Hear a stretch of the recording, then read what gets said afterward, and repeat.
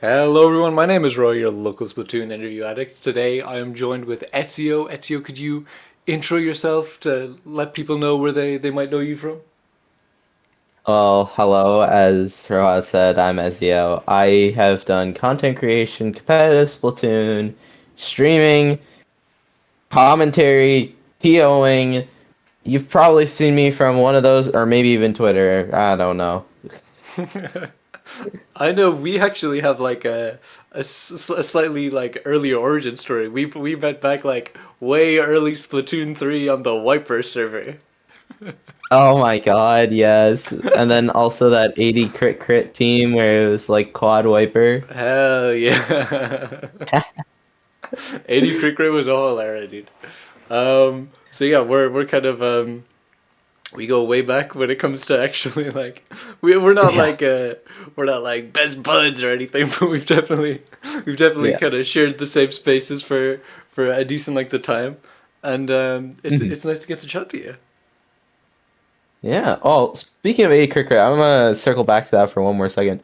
The other day, I was in like an 8 server, and someone brought up 80 cricket, and I was like, "Oh my God, what a throwback!" But that also kind of is like a thing of like branding wise, which I'm sure we're gonna talk about soon.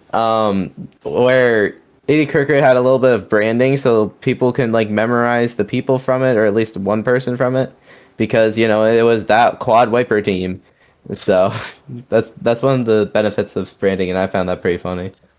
I think especially with kind of the inspiration from 20 I think the Yeah, running gag of like the naming conventions of these like wacky four weapon teams.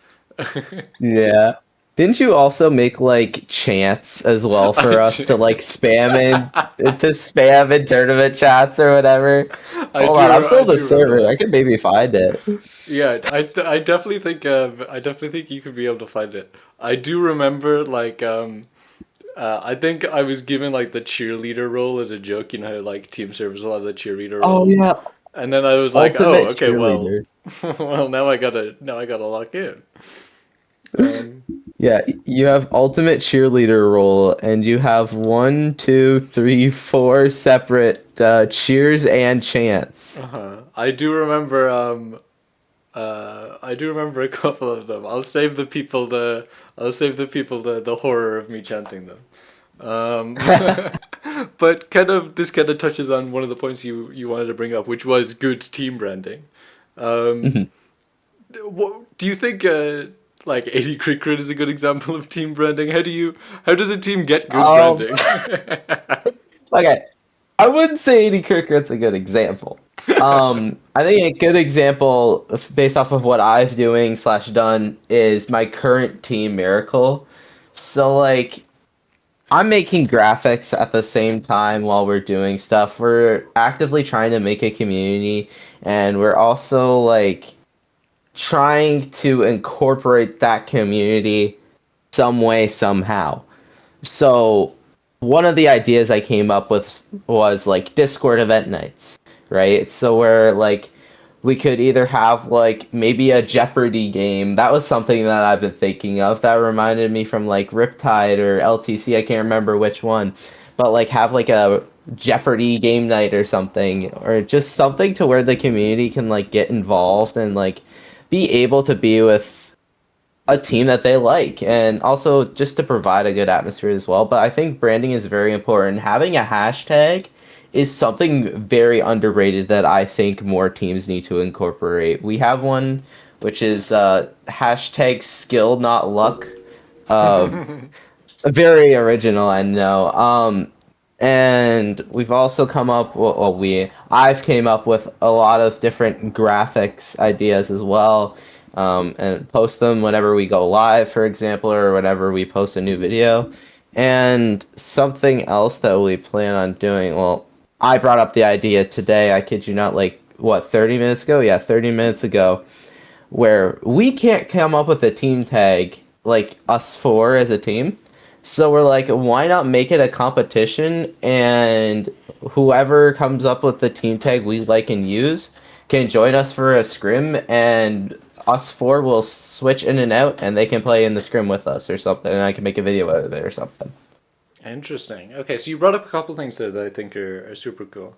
You kind of brought up and like really emphasize community, which I think like if you look at real world kind of big sports teams, there's kind of a there's like traditions for the team. There's like but Hmm. it's not like fan made. It's like there's like lore and the fans are showing up to the stadium every time and they'll have their unique chants. Especially this is the thing with like English football where like Yeah. you'll like every team in the league has their own chants and they have like historic stadiums and they have this like long lineage of history and rivalry and stuff that the community can like really get behind. Mhm. When I think most people hear like team branding, I think they think like, oh, a nice logo. Oh, Yeah. they need like good cool video edits and they need to make content and like all of that sure is like cool, but like I really Mhm. appreciate your emphasis on community. Yeah, and like you said, with like traditions, like just kind of naturally happening. We have one that I think is going to be starting soon. We were talking in the general chat of the Miracle server because it's like public. Um, and we brought up the idea of not X-Man versus X-Man. So like X-Men's a player on our team, and his Discord tag is not X-Men. I can't remember how it exactly happened. I think it was because of our survey of which Miracle member you are. Um, and we made like a separate fit for X-Men, which is like a polar opposite of X-Men's actual fit. So there's not X-Men and X-Man, and we're gonna like try and like do some stuff with that. And it's just because we just started talking, and it just randomly came about. But like that's gonna be like a lore point for the team. It's not X-Man versus X-Man, the like polar opposites. And it's also funny that he's like a superhero. Like X-Man's like a kind of like a superhero thing. Yeah, yeah. So there's like a Halloween graphic coming up tomorrow, I think. Oh, banger. How like I is it kind of a build it and they'll come type of thing where Mhm. you can't like have start with an audience that follows you and then like create all the stuff. Do you think you kind of have to be proactive and create these spaces and create these events and create things that people can interact with as a community, like to form around your team rather than the other way around? 100%. Like I mentioned that like you have to build a foundation, right? Like you have to have a public Discord server first of all, which a lot of teams don't actually really have. They have a server to where you can like sure invite your friends. If you're in it, you're in it. If you're not, you're not. It's not like it's a pub like a full public like promotion server. It's a server to where if you're in it, you got invited to it because you're close friends or you're friends with them. I feel like more teams need to have a very, very open public Discord server to where you can just talk, right? Like FT Win made one, Moonlight made one, and those are the two teams that I consider having some of the best branding in the scene currently. And a lot of it comes from that basis of being able to consistently talk with other community members of that specific team. I forgot the main point, but yeah. No, I think especially there's no point in supporting a team if there aren't other people to support the team with you and people who support the Mhm. opposing team. Yeah. You Yeah, know? you need to have like yeah, you need to have like a storyline, you know, like back from Splatoon 2 where it was like oh, I can't remember a specific off the top of my head, but like I know there's like an Alliance Rogue one and like there's a couple other ones. I know Kiver had a very intense rivalry, and that's why I consider Splatoon 2 competitive to be the best like competitive, you know, um, time to be a competitive player because there were so many rivalries, so much back and forth of like cheer for your team and cheer for the other team, like you mentioned. So I think we need more of that. We need to have communities in order to build storylines. We talk a lot about we need these teams to create storylines. We need these teams to create like rivalries. We need communities in order for this to happen. We can build the Mm. foundation like we said, but we need the community members to act upon it. I think that's a really like refreshing perspective to hear because I think a lot of the time people say like, oh, the scene has no story, or the scene like there's no rivalries, there's only like two known teams, and like this team is inactive, and like blah blah blah blah blah. But like I you can't expect the teams themselves to do all of that work. We do kind of have to, as a community, come together and actually start like saying, "Hey, no, I support this team. Nah, this team's gonna win." And then another person has to come along and say, "No, I think this team's gonna win." Yeah. Well, it's kind of like your diehard Moonlight fans, right? Like going to Riptide. When I went to Riptide, you should have seen the amount of people there that had like some sort of Moonlight thing on them or like near them. Like they had like a Moonlight banner, I think. Not banner, flag. Mm-hmm. There's like a lot of pins. They even had like someone on like I think it was an iPad just sitting there, and they were streaming it to the public Discord server. Oh, Like that's the type of stuff that we need, right? And we need more of it. absolutely. I think with branding, how important do you think it is to have like I kind of lost my train of thought, but the difference between um, like a nice kind of area for discussion, like a Discord server, a place where people like who are fans can actively like hang out and chill with each other, versus like something like branding posts on Twitter or Blue Sky, where you're like broadcasting what the team's doing. Like obviously there's a place for both, but like what's the level of importance there to each? So I would say they're both equally important. Mm-hmm. I think in order to get the community in the Discord server, you need the branding on like Twitter or Blue Sky or even YouTube videos. I know when I said like building a community was important, and like it is obviously it's the most important thing in my opinion, but I feel like content creation is also very, very important.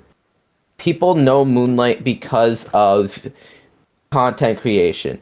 Now, it's not because of, actual Moonlight members until they later on started making their own content and like later on there was more and more and more. But Moonlight originally got their popularity because Pro Chara was their coach. And that's because Pro Chara had the YouTube connections and they had a community. Now Moonlight has its own community.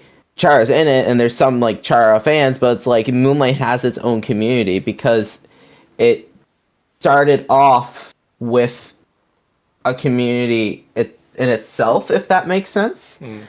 Like it built its own community from different communities coming together. Once the popularity hit, all the people who were more so Moonlight fans compared to say Basil fans stayed in the Moonlight community, and Basil fans stayed to be a Basil fan. You Mm. know what I mean? It's kind of hard to explain, but that's what I'm trying to like come around to. Do you think the level of importance that should be placed on branding varies at different levels of comps, like skill level wise?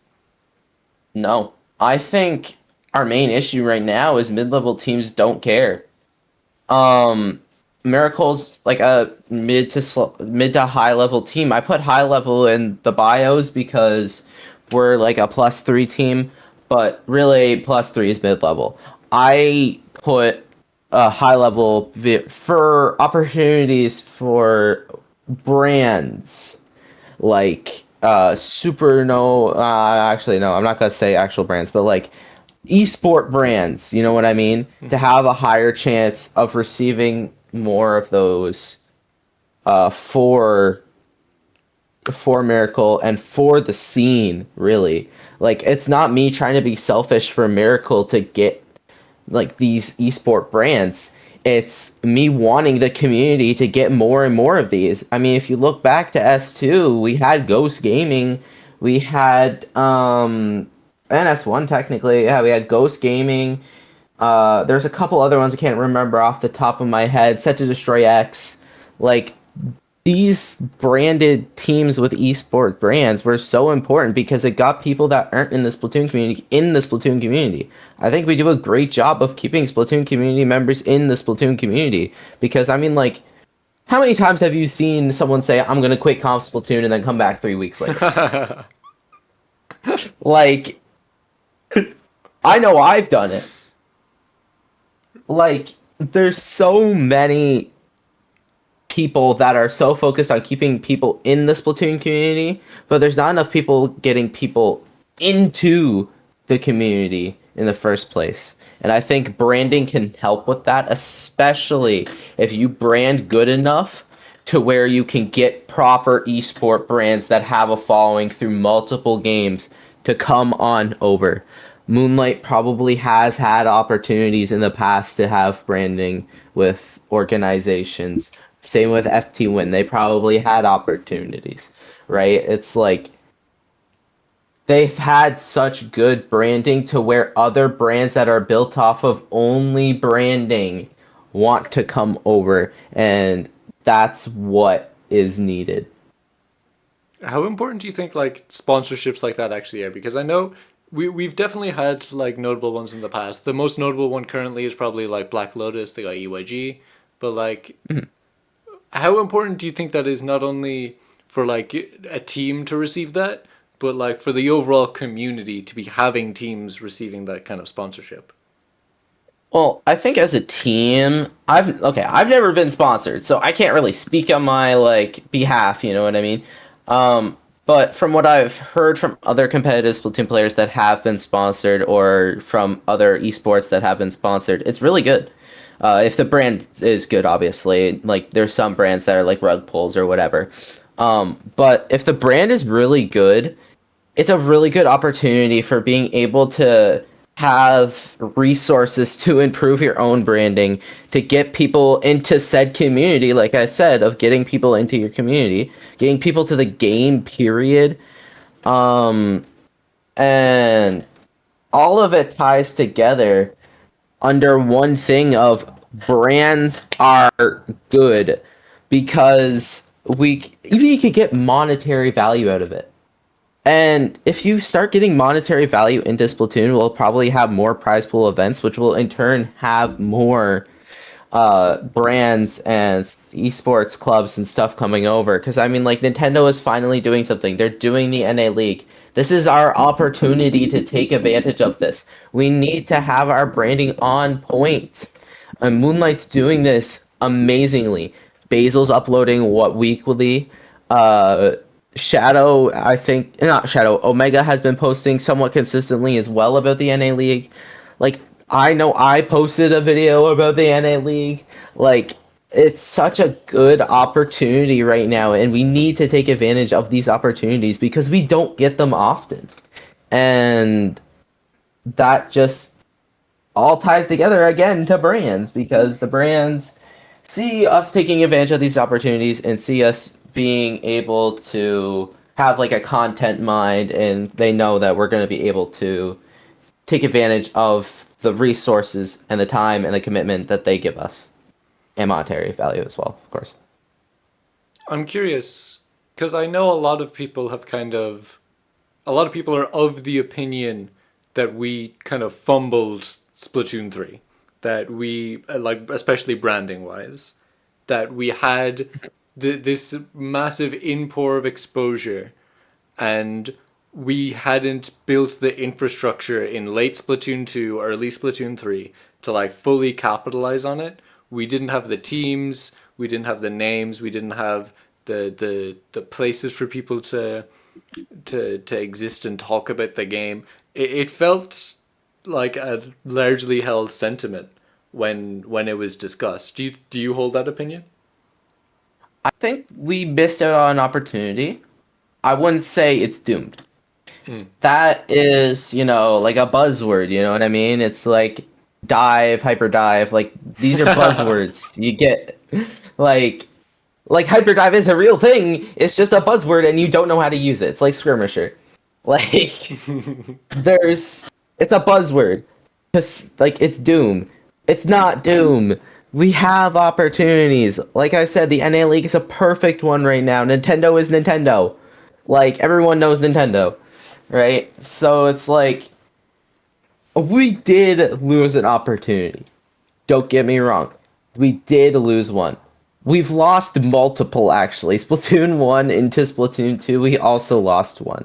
It's between games is the biggest time for us to take advantage of opportunities, but people more so look at it as I just want to go to the next game instead of let me finish this out strong in this game to where I can have a foundation for the next game.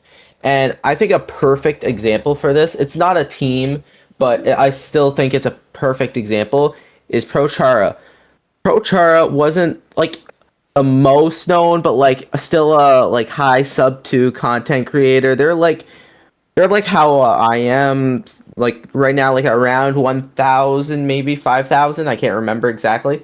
And then started making videos in Splatoon 2, and then Splatoon 3 got announced, and started making videos on the future of Splatoon 3, and then also made videos about competitive Splatoon 3 and how it would be affected, and how competitive Splatoon 2 would be affected. And I think a video opportunity that we missed out on is how will the game switching affect the current teams in the esport? Mm. Because we have that luxury. A lot of games don't switch full games. Fortnite doesn't switch full games. It's just Fortnite. Rocket League, it's just Rocket League. This is a very niche content opportunity that people can take advantage of, which brings light to competitive Splatoon. These competitive Splatoon teams that could be needing a community or could be looking to have more people in their community, and also just brings more eyes to Splatoon competitive in general. I think I already said that, but it brings more eyes to competitive Splatoon in general. And I think that is something that we need to do more. We need to take advantages of the niches we have, but I think it's our issue is we don't have content minded people. The people who are content minded aren't in Splatoon, if you want me to be honest. There's a couple people that I would say are content minded. But a lot of people are just like, it's a grassroots community. It doesn't matter. It's like, do we want to get off as a like, do we want to stay as a grassroots community in a Nintendo game, no less? Or do we want to take advantage of all our opportunities, all our niches, all our quirks, and make this into something super special, like Rocket League is. Rocket League was supersonic battle acrobatic cars or something like that. Sarah or whatever. And then it got a new edition, and it was 10 times better. And it's you play soccer as a car. Do you want to know how many opportunities that has for content creation? Like I can already think of three. Like, how does this car affect? Like, how does this car in my house gonna do in Rocket League? And then like you could do Splatoon opportunities as well. It's like, will my Febreze bottle be the best weapon for Splatoon 3? It's like there's just so many niches and quirks you gotta take advantage of, and we don't do this because we're not content minded. We need to look at other esports, we need to look at sports in general, and we need to take stuff from them. And I mentioned Rocket League a lot because Rocket League is one of the things I take a lot of my ideas from. I'd like to give a quick PSA to all the Inklings and Octolings out there. Please do not use household detergents in Turf War. No, I think I resonate with a lot you were saying there. I think when it comes to like inter-game gaps, it is a really unique opportunity that Splatoon has. It is something that like you don't see it. Like recently, like the only thing that kind of comes to mind is like what's kind of happened recently with CS:GO and having like CS:GO 2. Like it was like, oh, there's like they like completely changed the game and like remade it. That's crazy. But like Mhm. that was after CS has been like an established thing for decades. Like Yeah. to have what we have where Splatoon is 10 years old. We've had 3 games. We're waiting. We're waiting. Like, we're in the period where we're like, is there going to be a fourth? We're getting Raiders soon. Like, Yeah. there's stuff constantly happening. There's the sands of the game are constantly being shifted, and stuff's always like coming up that's new. I Yeah. think, especially now, we have to be prepped. That's like the Mhm. main thing that I'm thinking about when it comes to like why am I doing any of the things that I'm doing? It's like we want to maximize the people in. No, like Splatoon 4 Yeah. is gonna happen. It's gonna Mhm. happen. This game makes too much money for Nintendo for it to not happen. I mean, literally today they made an Animal Crossing update and added Splatoon in Animal Crossing. Like, I don't get it. People are saying Splatoon is dead. It's not dead. And like, there's so many people that say Splatoon is dead, which is crazy to me. It's not because it's because it's not as big as like Fortnite or something. But Splatoon is really thriving right now. I think Splatoon is in the best state it currently is in, other than branding. Branding was peak in Splatoon 2, but other than that, everything else is best right now in this opportunity in this game. And I want to circle back to content creation ideas. I think another thing for people is that they have this mindset of there's not content being added to the game, so it's not fun. In turn, there is nothing to make content about. Which, can I swear? Like, can I I'll say give you BS? one. Okay. Which is BS because because there's so many things you can do outside of the game. Like, there's so many content ideas outside the game. Like I mentioned, is your Forever Breeze bottle gonna be a good Splatoon weapon? Like, you don't have to keep it in the confines of the game. You have the whole world.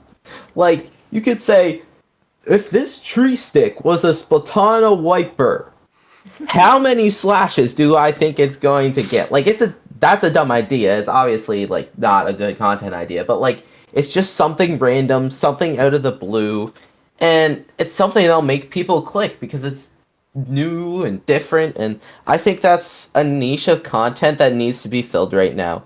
And I have ideas.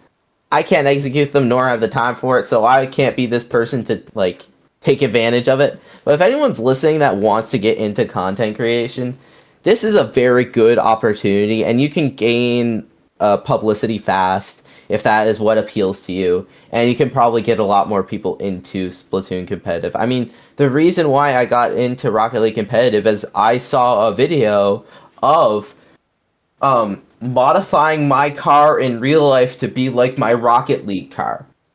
I was like, "What's Rocket League? This looks cool." Because it like the thumbnail was like a side by side comparison where like their actual car was like blurred out and the other one's like a video game with like a car and a soccer ball, and I'm like, this seems cool.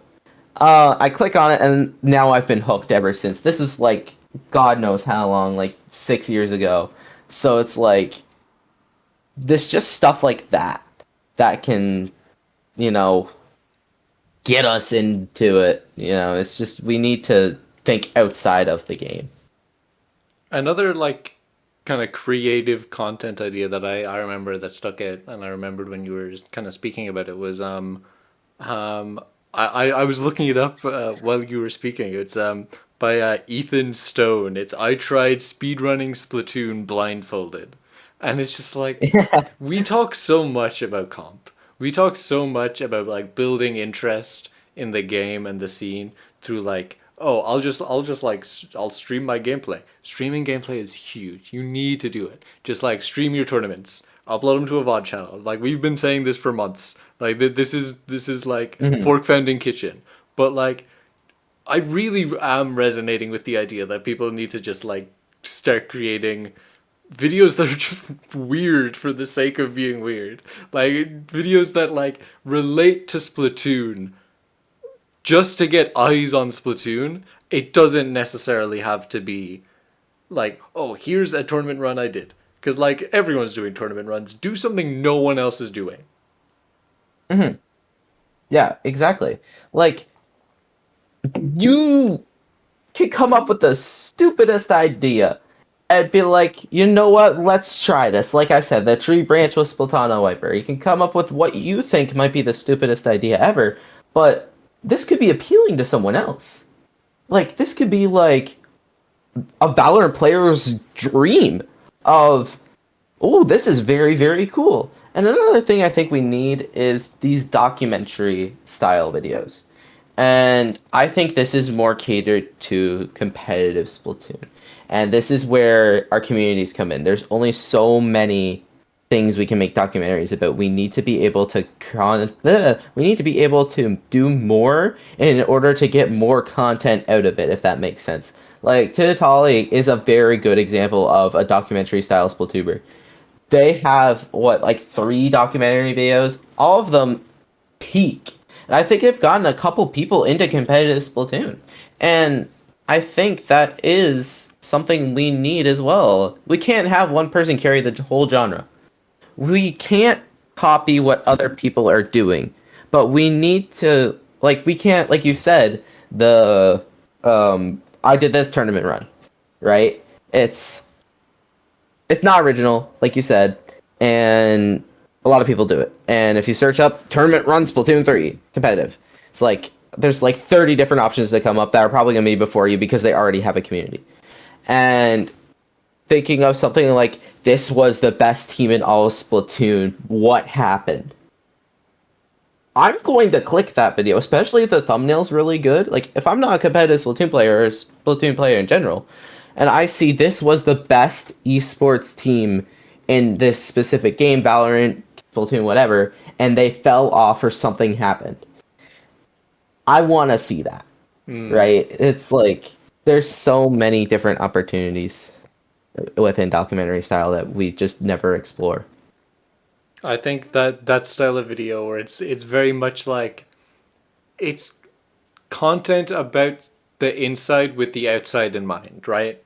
It's content where we're presenting an aspect of what has happened to the game, to the community, and we are presenting it to the world. We're not presenting it to Splatoon players because that's what I think is like one of the kind of consistent-ish flaws in the community's approach to content is that it's we make content for each other and not for people who might be interested in the game. I just searched it up because I was kind of curious. Because last time I checked, it was at like 5,000 views. The Mm-hmm. video I'm thinking of from Ted Holly is 68,000 views. Yeah, that's a lot That for a is Splatoon video. absurd, especially from that being their very first video. Mm. Like, I bet you 10,000 of those are from, or 5,000 of those are from people who are not in Splatoon. Mm. I guarantee you. Like, it's absurd the things that we can do from outside the game and bring them in. But I just don't think we do it because we're scared it's going to flop. And I think that's one of the main issues with team branding in general is people are worried they're going to do all this branding, all this effort, and it's not going to work. You have to give it time. Like, I'm circling back to this team branding thing because it's such a broad topic because we just dabbled into content creation and then we've been talking about it for the past, what, 15 minutes. It's like there's so much within team branding that it branches out to content creation. It branches out to graphics on like Twitter or Blue Sky. It branches out to brands, which we already touched on. And it can even branch out to some of the like things you wouldn't even think about that I can't think of off the top of my head. There's so many opportunities. And I keep saying opportunities because I really want to drill it into people's head that you have an opportunity right now. If you have an idea, do it. If it's not going to work in, if you think it's not going to work, do it anyway. I know I made a peak video in my Splatoon in my Splatoon channel, absolutely flopped. 20 views. So I'm like, okay, I just know for next time. You know what I mean? It's like if you do a Discord event, no one shows up, no one likes it. Okay, no for next time. Like we made my old branded team group pickup. I don't know if you remember it. Paralia. We got third in a Nintendo event. And we did a ton of branding off of that. We did like because we were with like Moonlight, F2 Win, Crush Soda. It was like the 2024 holiday tournament.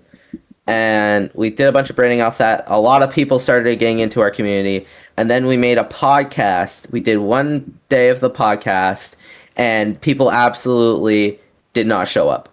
You thought I was going to say absolutely loved it. No, people didn't show up. There's like two people that showed up. They loved it, the two people that did. But that's just no for next time, right? It's like, okay, people aren't a fan of this style of thing in our community, so we'll just not do it again. Now, we've had like a relatively large discussion about kind of branding, community content, what needs to happen, how we can essentially all of this marketing. How can we market ourselves as a scene, as teams, potentially even as players? If you could kind of sum it up, put a bow on it. What are the do's and don'ts? What do teams need to do? What's the most accessible things? So teams need to, first off, most important thing, stay with a consistent team name and consistent player names. Please, I'm not going to go to a team that's named something different every single event and follow them and have the team names be different stupid aliases every single time. I want to follow a team that knows what they're doing and has their names and their channels all figured out. Second, we need to build communities. We need to have our Discord servers be public, or just have a separate one that's public. Have one that's private, one that's public if you really want to. Or, for example, have like cheerleader role, which is what we talked about with you and 80 Cricket. Where your specific friends can have their little group still inside your server. We need to be able to have a community in order to capitalize off of it to make other things. And after that community, we need to be able to make graphics, we need to be able to make content, and we need to be able to not be scared to reach out to brands. I haven't personally reached out to brands just yet because we're still in the grassroots of our team, but I do plan on it in the future. We need to not be scared of these big orgs. Just try it. Just go for it. For don'ts, like I said, don't change your name 24/7, this, that, and the other thing. And also, don't be scared. That's another one I said. But honestly, for don'ts, there isn't much. It's you against you, and you have to be able to try whatever you want. I think the focusing on there's so much apprehension sometimes I feel. I like especially recently I've been having um kind of a realization about my own apprehension where like I feel like I've wanted to create, I feel like I've wanted to do things. I feel like I've wanted to be seen like a lot more than how I have been for a while. And it took me just saying, fuck it, I'm just gonna do it for a week and see what happens. Like Yeah. you just gotta do it. Yeah. Well, like you're doing interviews right now. Do you know how many people like well, you obviously know, but like Yeah, I think I people know. that are watching, they don't understand how much you are actually doing behind the scenes. Like it's crazy.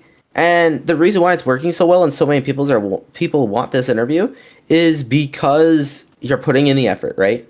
And you're branding it perfectly. Like you have the consistent. That's another thing. Consistency is also a very good one for team branding. Having consistent this, that, and the other thing. But you're being consistent with the style of video of like a kind of podcast, like chill vibe type of thing, but also be informative. Hmm. And I lost the rest of what I was saying. It gone. It's over the wall in my head. I just can't reach it. Well, regardless, I do think we've hit the 40-minute mark, which Oh which my. yeah, we're a bit of chronic yappers here. I think it's a discussion that's worth the length though. So I'm happy that we've kind of allowed ourselves to let it flow naturally and not to feel like we need to wrap it up sooner. But I think Hmm. the leaving it on the message of it's not about, oh, but you shouldn't do this, you shouldn't do this. Just do it. Like why wait? If not you, who? If not now, when? Go for it. Try something. Exactly. Take advantage of opportunities. Ezio, where can the people find you? Where can the people find you and your Um, community? good thing you cut me off because I was gonna keep yapping. At Ezio_SPL, literally everywhere. Um, YouTube, Twitter, Twitch, Blue Sky is just Ezio SPL because there's no underscores for some reason. Um, yeah, I say YouTube. Yeah, all the major social media platforms you can find me there. Technically Discord too. And I also, if it's cool, want to shout out Miracle as Yep. well, which is my team. We have a public Discord server. We have a little community starting. It'd be great. Everyone is welcome. Um, and we also do, like I said, we're planning on doing community nights, and we're doing the branding, and we're doing all the stuff I just said that people should be doing. So lead by example. Absolutely. I'll be sure to provide links to your socials and Miracle Discord, Miracle socials in the description. Perfect. Thank you. With that, I'm gonna leave it. Thanks everyone so much for watching. Ezio, thank you for taking the time to sit down and talk with me. It's been a great convo. Thank you very much for having me. It's great to see. It's great to talk with you. Yeah. Okay. Thanks, guys. It was nice speaking with you. Bye Bye. bye.